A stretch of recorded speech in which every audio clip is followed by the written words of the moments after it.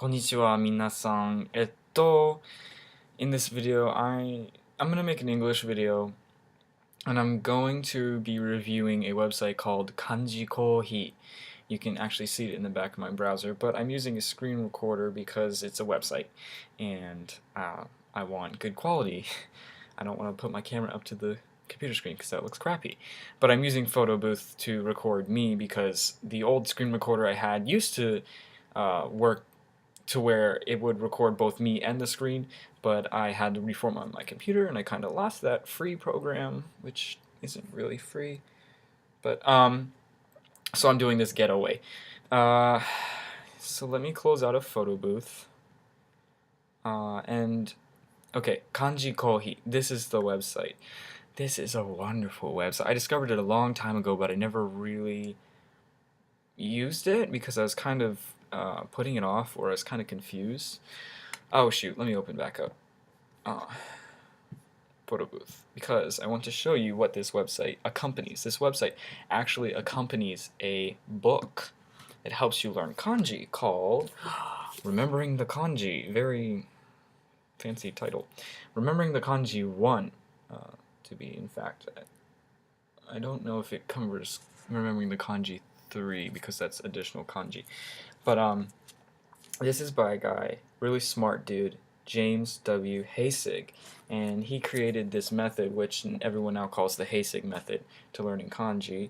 He created this method where basically you assign meanings to individual, he calls them primitives or radicals, I guess you could call them, basically the components of kanji, of one solid kanji character. You assign meanings and stories to them, and with those meanings and stories, you can look at a kanji character and you can develop, you can get the meaning of the whole character from associations between the meanings of the primitives. This book teaches you all of the, what is it?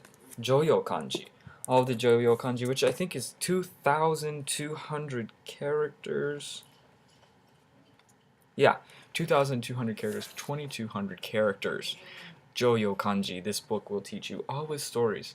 And it starts out where he feeds you stories and stuff like that, but eventually he weans you off of that and you make up your own, and it becomes, the method just comes super, super quick. So I've been using that a lot, mainly last spring. It's summer right now, and I kind of put it off because of final exams and stuff. So I'm actually getting back into my hardcore kanji study with Remembering the Kanji, and I'm doing it through KanjiKoohii because KanjiKoohii really makes it nice. Lots of features here. So let's go to KanjiKoohii. This is the website. If you sign up, it'll record what lessons you're on, all the kanji you're studying, stuff like that. And I'm basically in this video going to show you how to work it so that you too can use this along with your Remembering the Kanji 1 book to learn all the Joyo kanji. Let's see if I even remember how to work this site. So if you go to review and spaced repetition, you can actually add cards to study today. Alright, so I have a few cards that I need to study, and I have a few cards that I need to restudy because I forgot the meanings, and it shows cards due next week and stuff like that. So let's study. Do cards. 5. So when this is like a flashcard, it'll give you the English word and you have to guess, or you have to say the kanji, not say, write the kanji. I write it down in a notebook, but I know 5. It's that, and it's easy. So if you click easy, I'm pretty sure they don't show this kanji to you for a while, or maybe even never again. I don't remember. Derision. Oh, this one. I like this one. Gosh, I wish I could write it for you on the screen. Basically, it's mouth and morning together. So there's mouth and there's morning. There is a story to go with that, but I'd rather not say it for the sake of time. I want these videos to be short. So do I remember this kanji? Yes. Ladle. Oh, this is white and... No, that's bullseye. I'm sorry. I know what ladle is. Yes, it's that. Bound drop. Yes, I remember. Eminent. Oh, I didn't get this one before. It's wand. Is it wand? Wand on a Sunflower? Yes. And riot. Well, anyways, I'll stop there. But yeah, it gives you a nice list showing the number of the kanji in the book, so you can actually look up the stories straight to the book, the keywords. It provides the reading, which I find interesting. That's probably for use of study with Remembering the Kanji 2, which gives you all the readings. Passes, box, stuff like that.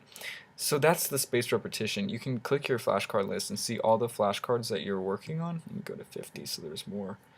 So I have 3 pages of 50. It's 100, some less than 150. So I have 133 kanji. That's up to lesson 7 in the Remembering the Kanji book.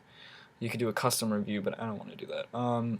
If we go to manage, you can actually add cards to your deck. You're the one who controls what you study on this website, which is really awesome. So what you can do is you can enter a range of cards, you can enter a frame number, and all the cards up to that frame number will be added, which I think is so awesome. So if I go to my Remembering the Kanji book, and I go all the way to lesson 8, which is the freaking long lesson, super long lesson in this book, lesson 8. Okay, so lesson 8 ends with frame 184. So if I type in 184 and I hit add cards, it'll add all the kanji characters from lesson 8. And it says 51 new cards will be added, and that's 51 is the number of cards that are in lesson 8, which is absolutely insane. But anyways, yeah. So add cards. And there they are. It shows you all the kanji it just added. And you can add more, but right now if we go to, for example, the spaced repetition, it'll show 81 cards, and it'll include actually the cards you just added. So you have do, you have 51 new, and you have 30 restudy. Basically you want to click on each of these every day so as to study, and just write down when you do. You can also make your own stories. So like let's do a good one. Let's do a good one. Texture. Okay, so texture, you have according to this book, you have the character, the primitive for flesh and wind. Is that wind? Yeah, that's wind. So the story is the wind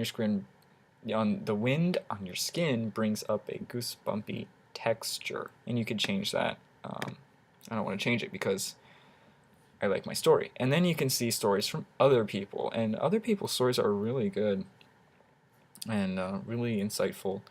Some of them are kind of out there, but you don't have to save those to your own. But these are just some of the stories that I made for myself. Not really. I failed all of them. So usually the ones I fail, the ones I don't know, I make my own stories for so I can remember it better.